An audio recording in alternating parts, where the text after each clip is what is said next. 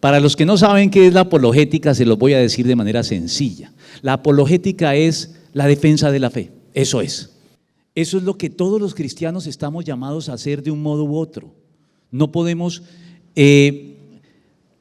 dejar esa actividad solo en manos de los especialistas. Claro, hay especialistas en la labor de defender la fe, pero todos ustedes tienen que defender la fe en el ámbito en que se desenvuelven.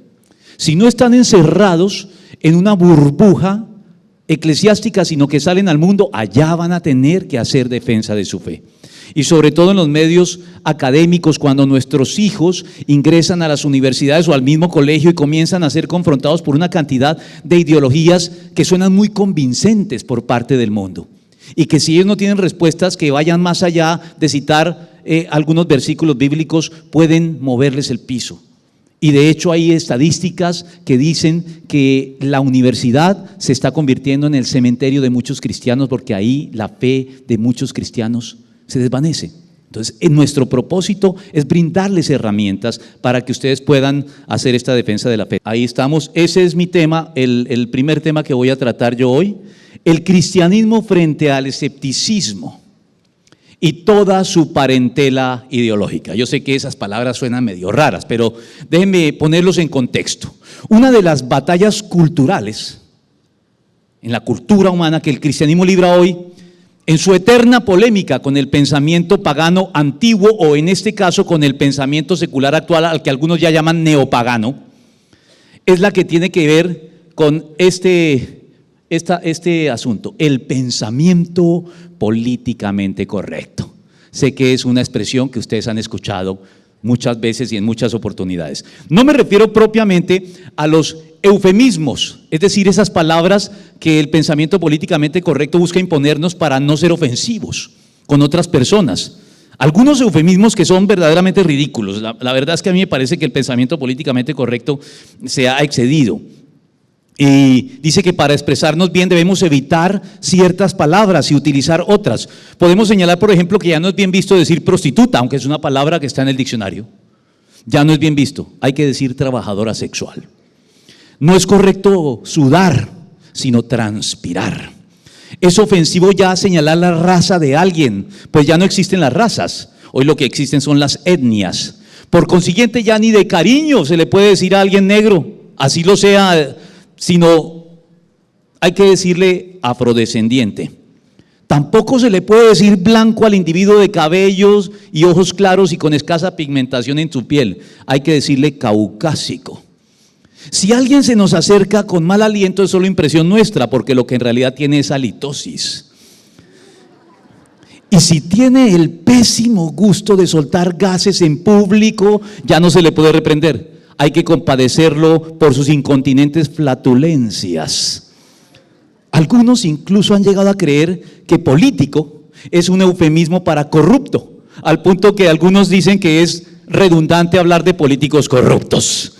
A tal grado de imperdonable confusión está llegando el pensamiento políticamente correcto. Pero yo quiero detenerme más allá de estas palabras que buscan decirnos cómo debemos expresarnos correctamente, en las ideologías. Detrás del pensamiento políticamente correcto hay algunas ideologías que lo alimentan.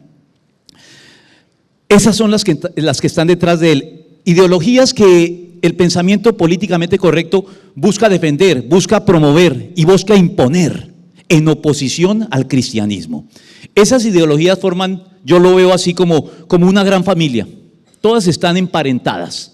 Forman una gran familia, una parentela a cuyos miembros más reconocidos le vamos a dedicar esta conferencia. Pero antes de hacerlo, como he hablado de ideologías, déjenme definir lo que es una ideología.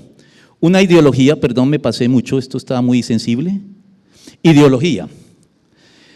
Una ideología es un conjunto de ideas que caracterizan a una persona, grupo, época o movimiento y que llevan a suscribirse casi de manera irreflexiva por la simple proximidad o pertenencia al grupo, al movimiento o a la época que las promueve, sin que ya a nadie le importe verificar ni analizar su fuente ni su verdadera correspondencia con los hechos. Son cosas, formas de pensar que nos venden sin haber sido demostradas como si fueran hechos probados, pero no tienen el respaldo de los hechos. La primera de estas ideologías que se encuentran detrás del pensamiento políticamente correcto es esta: el escepticismo. El escepticismo es el papá de la familia, es el padre que engendra a todas las demás, entre las que encontramos también en la misma familia el relativismo, el pluralismo, el multiculturalismo y el subjetivismo, a la que le dedicaremos también en su momento atención. Todas ellas son las que hoy el mundo defiende. El pensamiento políticamente correcto está alimentado por estas ideologías. El escepticismo es el padre de todas ellas, no solo por ser la raíz, conceptualmente hablando es la raíz de todas las demás, sino porque es la más antigua en el tiempo, es la que se remonta más atrás. El escepticismo surge como ideología en la época de los griegos. Fue una escuela filosófica entre los griegos, tenía sede en la misma academia que inauguró el gran filósofo clásico Platón. Y esta escuela filosófica debe su origen, por una parte, hay que decirlo que sí hay ciertas cosas contra las que el escepticismo reaccionó que son exasperantes. Algunos filósofos de la época se sentían exasperados por el dogmatismo rígido, recalcitrante y en muchos casos contencioso, pendenciero, que los colegas de otras escuelas filosóficas exhibían en su defensa de sus ideas. Ellos estaban cansados de esas peleas, de esas pugnas internas entre las diferentes formas de pensamiento. Estaban cansados de esas discusiones y ese es un origen del escepticismo. Tiene como intención tratar de bajarle el tono a tantas disputas acaloradas y virulentas que se daban entre los filósofos de la época. Y otra fuente del escepticismo es la existencia de los filósofos sofistas, fue otra fuente de la que se alimentó. ¿Quiénes eran los sofistas? Yo sé que esas son palabras de pronto que nos suenan extrañas, pero no son tan extrañas como lo van a ver enseguida. Los sofistas fueron unos filósofos que pervirtieron la filosofía, la echaron a perder, porque ellos, más que descubrir y exponer la verdad, que debería ser la intención de la filosofía y la teología, a ellos lo único que les preocupaba era ser persuasivos en el discurso. Es decir, no importa si tengo la verdad de mi parte, lo que importa es que logre defender mi causa y sonar convincente y convencer a los otros. No les interesaba la verdad. El segundo de estos miembros se llama, aquí está la definición de escepticismo que vale la pena comentarla: ideología que niega la existencia de una verdad objetiva y universal válida para todos, o por lo menos niega la posibilidad de poder llegar a conocerla, aun si existiera. Para ellos, es decir, para los escépticos, todos los juicios que podamos hacer sobre la realidad están siempre condicionados, son parciales y no pueden constituir un cuerpo absoluto de conocimientos. ¿Ven por qué el escepticismo choca con el cristianismo? El cristianismo afirma la existencia de una verdad absoluta, pero ellos dicen no hay verdades absolutas. Debemos dudar de todo. Yo sé que ustedes han escuchado la palabra escéptico y a veces se la atribuyen a alguien para tal vez designar a alguien que no cree en nada. Ese es un escéptico, ese no cree en nada. Pero vamos con la segunda de las ideologías que se encuentran acá: relativismo. El relativismo sería el tío de la familia, por llamarlo de alguna manera, porque refuerza las actitudes del papá. El escepticismo. El relativismo consiste en la afirmación de que no existen absolutos, o dicho de otro modo, que no existe el bien y el mal con validez universal, sino que todo es relativo, todo depende de. Eso nos dice el relativismo, todo es relativo, todo depende de. Es decir, que poéticamente dicho, tal vez el poeta español Ramón de Campoamor fue quien mejor lo definió desde el punto de vista poético. Ramón de Campoamor hizo famoso este verso: en este mundo traidor, nada es verdad ni es mentira, todo es según el color del cristal con que se mira. Ahí tienen el escepticismo bien descrito de forma poética. Ante este panorama, la frase con la que Cantinflas resolvía todas sus discusiones deja de ser absurda, se vuelve muy lógica. ¿Cuál frase de Cantinflas? Cuando en una película en cierta oportunidad él dijo: estoy totalmente de acuerdo contigo, pero pienso todo lo contrario. En el escepticismo eso sería totalmente válido. Vamos con el tercero de los miembros de la familia: pluralismo. El pluralismo, digamos que es el hijo mayor del escepticismo, sobrino del relativismo. Dicho de manera sencilla, el pluralismo consiste en la convicción sostenida hoy por muchos en el sentido de que la opinión de todos cuenta y pesa por igual y debe por tanto ser tenida en cuenta. Esta es una sociedad pluralista. Todos tienen derecho a opinar, las opiniones de todos son válidas y debemos tenerlas en cuenta. Vamos con el cuarto miembro de la familia, se llama multiculturalismo. Es el segundo de los hijos del escepticismo.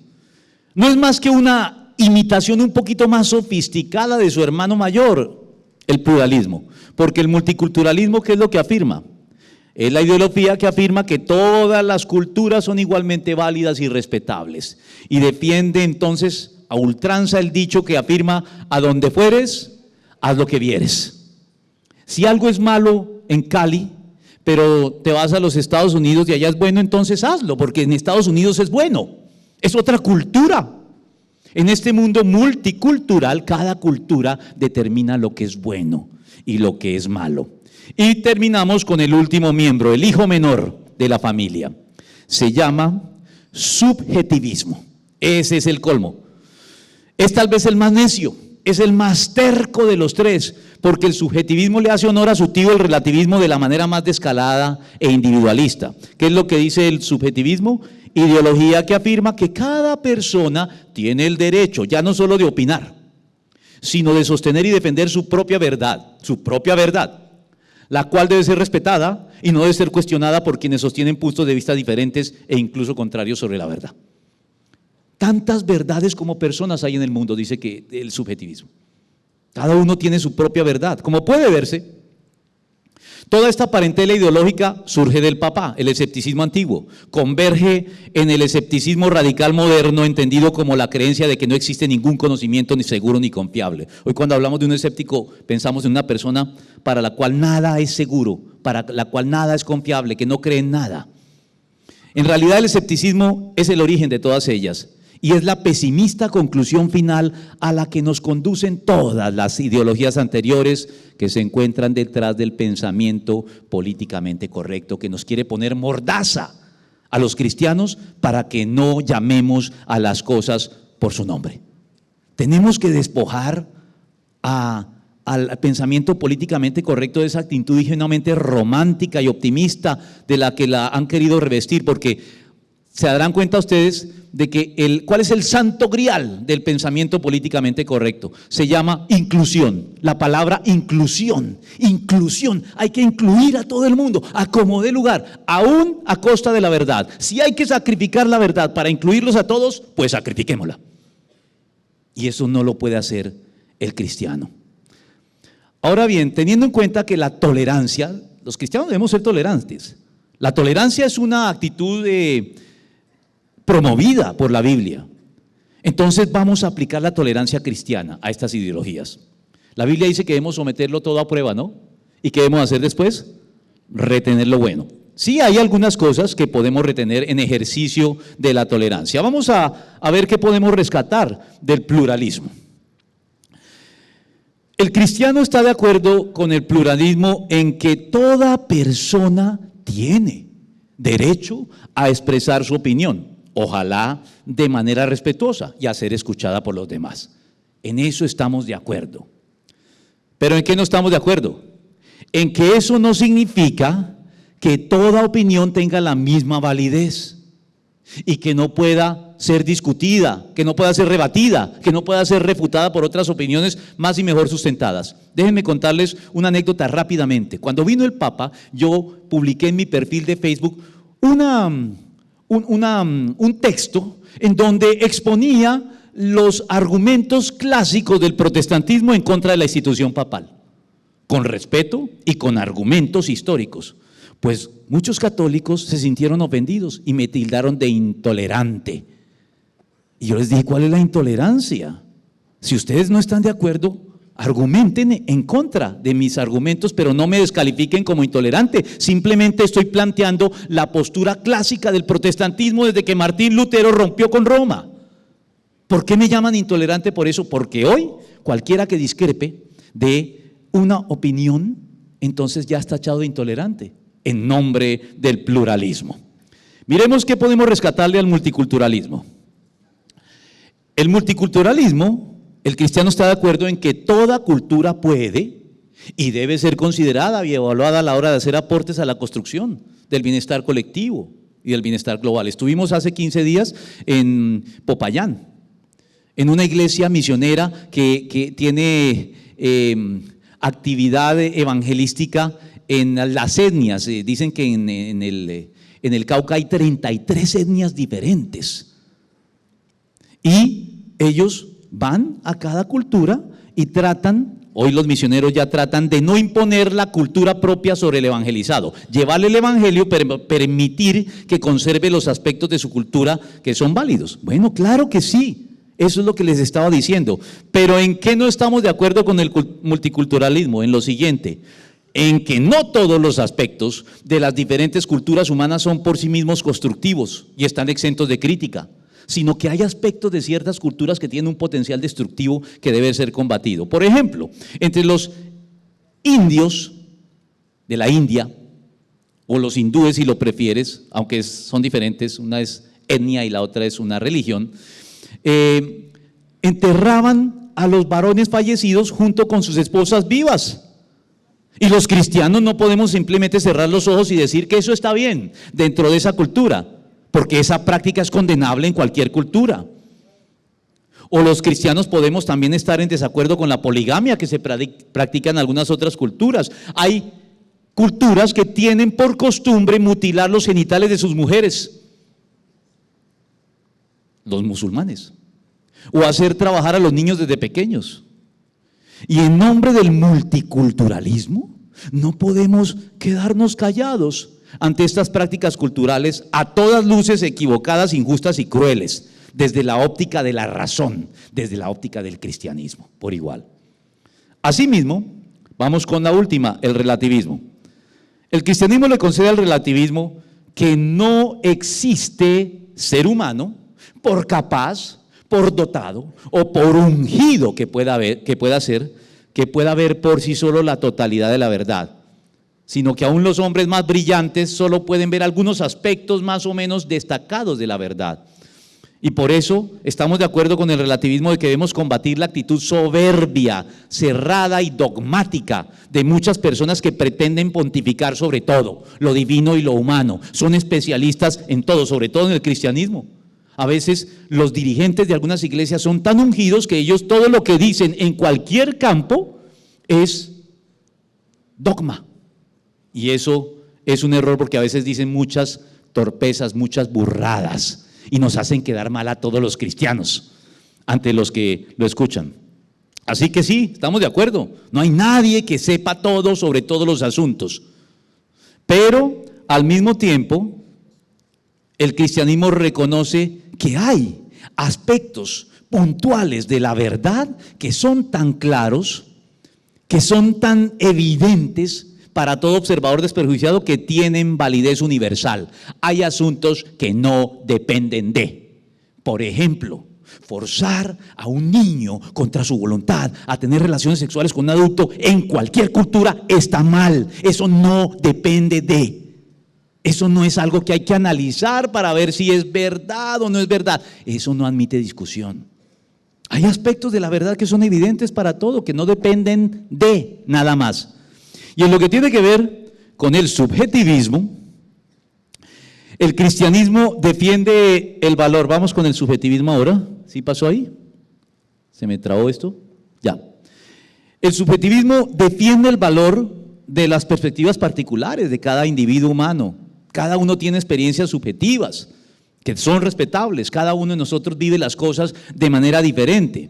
Y nuestras experiencias, la manera en que tú percibes algo, no deja de ser real, ni puede ser descalificada por el simple hecho de que no la puedas demostrar en un laboratorio de manera concluyente e indiscutible. Sí, la subjetividad forma parte de la vida humana. Eso nos hace seres humanos. Somos personas, es decir, somos sujetos. Y como tal, siempre habrá un elemento de subjetividad en nuestras apreciaciones. Nada que hacer y esto se lo concedemos al subjetivismo. Pero al mismo tiempo, los cristianos tenemos que discrepar de ellos en esto. El subjetivismo está muy lejos de afirmar, el cristianismo está muy lejos de afirmar que la realidad dependa de la perspectiva o la interpretación particular de cada sujeto. ¿Pasó eso? La realidad no depende de la perspectiva o de la interpretación particular que cada uno de nosotros le demos a ella, al punto de que haya tantas realidades diferentes como sujetos que la formulan. Es decir, hay una verdad. No se trata de tu verdad y de mi verdad, y de la verdad de él o de ella. Se trata de la verdad a la que todos finalmente tenemos que rendirnos. Entonces, el subjetivismo también está, es digno de esta crítica, merece esta crítica. Y quedamos con el último, el papá, el escepticismo. Aquí me voy a detener un poquito. El cristiano en el escepticismo reconoce algo valioso, que es la necesidad de someter a examen las propias creencias y no tragar entero ni dejar a otros que mastiquen las cosas por nosotros. ¿Saben de dónde procede la palabra escéptico? Procede del término griego skeptomai, que significa simplemente examinar. Originalmente un escéptico era alguien que examinaba, no alguien que dudaba de todo por deporte, sino que decía, bueno, déjeme, yo quiero examinar las cosas. Creo que los cristianos debemos ser escépticos en este sentido. Debemos ser personas que examinan. Pero también tenemos la crítica que hacerle. No podemos concluir, con base en lo anterior, que no existe ningún conocimiento seguro ni confiable. Claro, las cosas hay que examinarlas, porque a veces no son lo que aparentan, pero eso no significa que no haya ningún conocimiento seguro ni confiable. Déjenme citar a un escéptico muy famoso del siglo pasado, ateo él, Carl Sagan, el astrónomo de la serie Cosmos. Carl Sagan hizo una afirmación que me gusta mucho. Él dijo en su libro sobre los demonios, no recuerdo ahorita el apellido, pero el título. Pero en ese libro decía, de mala gana, hizo una confesión, este ateo escéptico, de mala gana recurro a mis reservas de escepticismo. De mala gana. Él admite que no le gusta acudir al escepticismo que lo llevó a dudar de todo, porque el escepticismo extremo es algo a lo que siempre los seres humanos vamos a apelar de mala gana. Porque ser escéptico implica enfrentarnos en contra de creencias con las que nacemos, innatas, son inherentes a nuestra condición humana. Por ejemplo, la creencia en Dios es algo innato. Hay un argumento apologético que se llama argumento ontológico, que dice que nadie nace ateo, que el ateo se hace, pero que los seres humanos nacemos con una creencia innata en Dios. Y que los mismos ateos confirman la existencia de Dios, porque para primero negar a Dios tienen que tener una idea previa de Dios, y esa idea previa es con la que todos nacemos. Hay creencias innatas del ser humano, como por ejemplo la existencia de vida después de la muerte, también es innata. Todas las culturas nacen con esa creencia. En el curso de su vida algunos se despojan de ella, pero es algo con lo que nacemos. Por eso es que de mala gana recurrimos a ese escepticismo extremo, porque implica negar cosas con las que hemos nacido, implica ir en contra de nuestra propia naturaleza, que es algo que sucede, por ejemplo, me parece a mí, y lo puedo decir aquí, sin que el pensamiento políticamente correcto me condene, con el mal llamado matrimonio homosexual y la consecuente adopción de niños por parte de pares homosexuales. A mí me parece que esto también es algo que de manera innata la naturaleza nos dice, eso no está bien, eso no es correcto. Ahora bien, todas estas corrientes de pensamiento hasta ahora mencionadas y consideradas de manera necesariamente superficial son variaciones de una frase que todos conocemos bien. ¿Cuál es esa frase? Esta frase de un sofista, Protágoras. Él hizo famosa esta frase: el hombre es la medida de todas las cosas.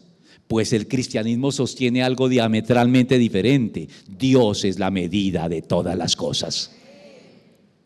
Por lo tanto, el hombre no puede ser también la medida de todas las cosas, a no ser que nos refiramos exclusivamente a Dios hecho hombre en la persona de Cristo. Porque cuando los hombres a secas se levantan como la medida de todas las cosas, la confusión moral y de todo tipo va a aparecer con fuerza, con todas las perjudiciales consecuencias para la convivencia humana, para una vida digna, para una vida justa, porque la verdad se transforma en una cuestión de interpretación personal, la verdad se vuelve un asunto de opinión y nada más, y eso genera desorden, genera injusticia a nuestro alrededor. Agustín, el gran teólogo de la antigüedad, antes de convertirse a Cristo, fue un escéptico formal. Él formó parte del escepticismo como escuela filosófica de la academia, pero llegó al cristianismo. Y una vez que se convirtió, una vez que abandonó el escepticismo, entre otras doctrinas que suscribió antes de convertirse, se convirtió en un crítico incisivo del escepticismo. Se volvió un azote de los escépticos, porque como había estado dentro del escepticismo y era un hombre tan brillante, él vio todas las inconsistencias y los escépticos querían pagar un sicario para que silenciara a Agustín, porque puso en evidencia todas sus contradicciones con agudeza, con contundencia. Él lo hizo de ese modo. Piénsenlo bien. El escepticismo afirma dogmáticamente que no existen dogmas de ningún tipo. Afirma dogmáticamente que no existen dogmas de ningún tipo. Se está contradiciendo a sí mismo cuando hace esta afirmación. Al declarar que no existe ningún conocimiento objetivo, absoluto y confiable, los escépticos estaban de algún modo haciendo una declaración dogmática de carácter absoluto que obraba automáticamente en contra de lo sostenido por ellos mismos. Voy a decirlo más sencillo. Según ellos, si podemos estar seguros de algo, según ellos sí podemos estar seguros de algo, y es de que no hay nada seguro. Sí podemos estar seguros de algo y es de que no hay nada seguro. Aquí vemos la contradicción lógica en que incurren. Además, por su misma naturaleza, el escepticismo no se puede demostrar, por lo cual los escépticos están dando un salto de fe. Ese mismo que nos censuran a nosotros, ellos lo dan todavía con más fe que nosotros. El escepticismo no cuenta a su favor con ninguna demostración que lo confirme, ni siquiera con un margen satisfactorio de probabilidad. La única utilidad del escepticismo como actitud, vuelvo y les digo, se halla en lo que tiene que ver con la capacidad crítica a la que ningún cristiano puede renunciar. Los cristianos no podemos renunciar a nuestra capacidad crítica porque caemos en credulidad y caemos en superstición. Y lamentablemente en las iglesias hay muchos cristianos que son crédulos y supersticiosos.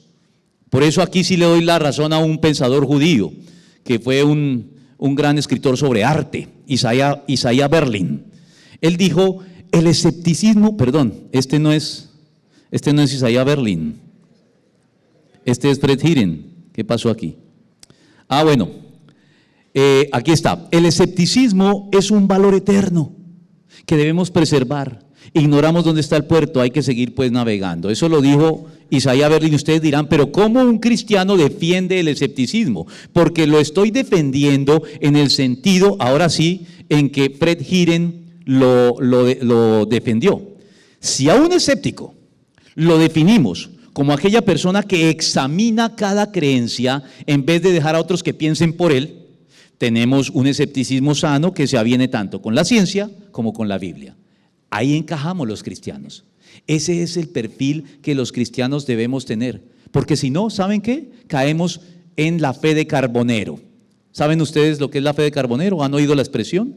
Cuando alguien les diga que ustedes como cristianos tienen fe de carbonero, siéntanse ofendidos, porque los están tratando de ofender. Les están diciendo que tienen una fe ciega, que no está en capacidad de dar razón de lo que cree. Esa expresión surge de un carbonero de Ávila, por allá en España, en el siglo XV. Se dice que era un carbonero muy conocido por la comunidad, a quien en cierta oportunidad se acercaron y le preguntaron, bueno, y al fin de cuentas, ¿tú en qué crees? Y él dijo, yo creo pues en lo que cree la Santa Madre Iglesia. Y enseguida le volvieron a preguntar, bueno, ¿y en qué cree la Santa Madre Iglesia? Pues en lo que yo creo. Y ese razonamiento en círculo ha dado lugar a la expresión fe de carbonero. Si no examinamos, nuestra fe deja de ser fe y se vuelve credulidad y se vuelve superstición. La Biblia fomenta en cada uno de nosotros un ejercicio de un saludable escepticismo. Que cada uno de nosotros tenga una capacidad de examen que nos sirva de salvaguarda para que no convirtamos la sana y auténtica fe en credulidad supersticiosa e irracional. En palabras del teólogo Hans Küng, la fe admite una racionalidad crítica, pero no un racionalismo ideológico. Fíjense que en la Biblia, en Hechos de los Apóstoles, hay unos judíos, los judíos de Berea, una población a la que llegó Pablo, que eran escépticos. Pero a pesar de su escepticismo, eso no impidió que muchos de ellos creyeran. ¿Por qué digo esto? Vamos a mirar lo que dice la Biblia de los judíos de Berea. Dice lo siguiente: que ellos todos los días examinaban las Escrituras para ver si era verdad lo que se les anunciaba. Ellos tenían al rabino Pablo con todas las credenciales, allí predicándoles. Y ellos lo respetaban como tal, pero decían: un momento, Pablo, que vamos a confirmar en casa todo lo que nos estás diciendo, porque nosotros tenemos capacidad de examen también y podemos leer la Biblia por nuestra cuenta para ver si todo lo que nos dices es en realidad cierto. Eso es lo que tenemos de rescatable en la actitud escéptica, pero más allá de eso, creo que el escepticismo es muy perjudicial. Y al igual que le sucede a su padre el escepticismo, todos los demás miembros de esta familia ideológica se terminan refutando a sí mismos. No voy a entrar en este ejercicio, pero esto es un congreso introductorio a la apologética. Pero muchos pensadores cristianos han demostrado con rigor lógico que todas estas ideologías se caen por la base. Todas se contradicen a sí mismos. Porque todas las afirmaciones presuntamente abiertas, incluyentes, flexibles, de relativistas, pluralistas, multiculturalistas por igual, son tan dogmáticas como las que ellos pretenden refutar pronunciadas por el cristianismo.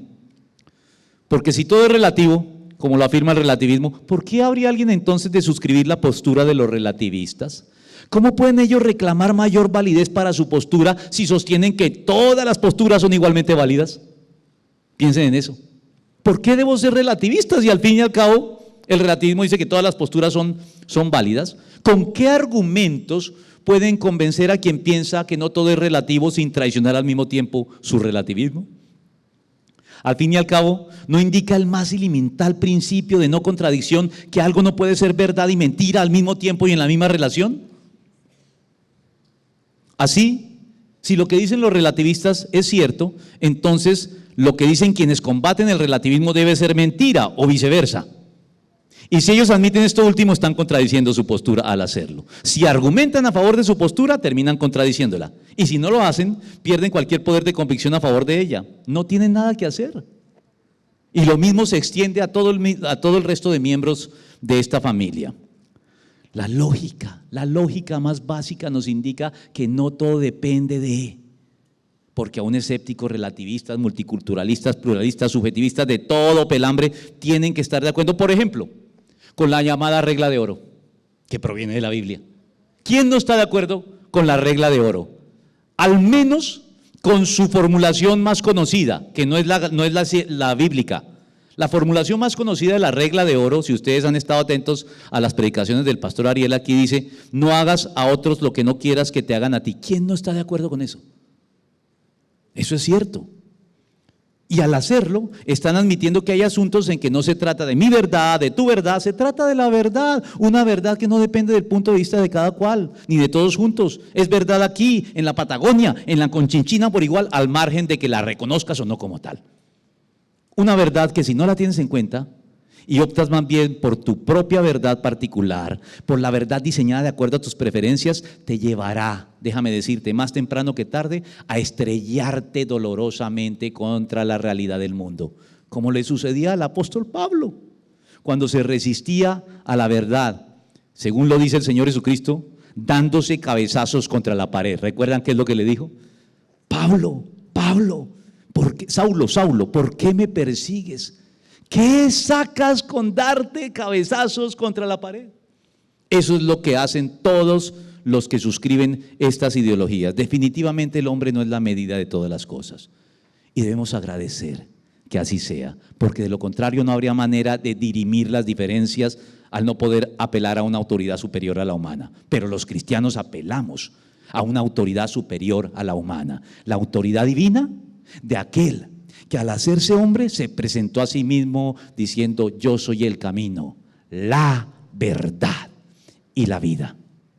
Una verdad a la cual es mejor que ajustemos y alineemos nuestras verdades particulares para nuestro bien y nuestro beneficio, tanto temporal como eterno.